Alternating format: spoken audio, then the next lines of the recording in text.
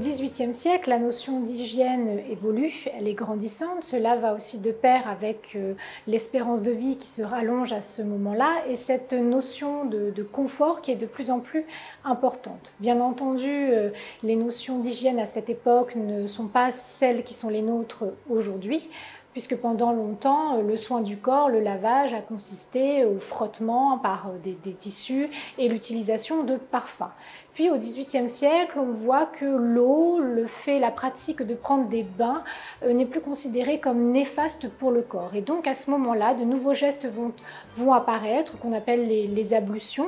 Et donc on va retrouver dans les intérieurs des bassins comme celle que vous avez ici, qui est une fontaine murale, accompagnée de son bassin, qui est en porcelaine, qui provient de Chine et qui appartient à la collection du Musée des Arts Décoratifs de l'Océan Indien.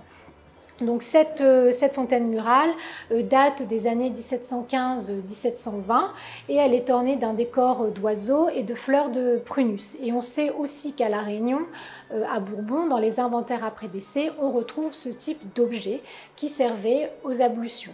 Dans les intérieurs les plus modestes, les familles utilisaient plutôt des objets en fer blanc plutôt que ce type de fontaine en porcelaine richement décorée. Et on sait que la toilette s'accompagne de toute une série de petits objets, donc boîte à phare, nécessaires de toilette, que l'on retrouve aussi ici exposés à la Villa Madois. Donc vous avez notamment en vitrine une boîte à phare en provenance de Chine ou encore une boîte à mouches, puisque les boîtes à mouches, ce sont ces petites mouches que les hommes et les femmes se collaient sur le visage. Donc on assiste au XVIIIe siècle à une évolution de la notion d'hygiène et à l'apparition de ces gestes que l'on appelle ablution dans le soin du corps et le lavage du corps. Et qui est symbolisé ici par cette belle fontaine murale de Chine qu'on appelle un décor à famille verte par notamment la prédominance de ce vert.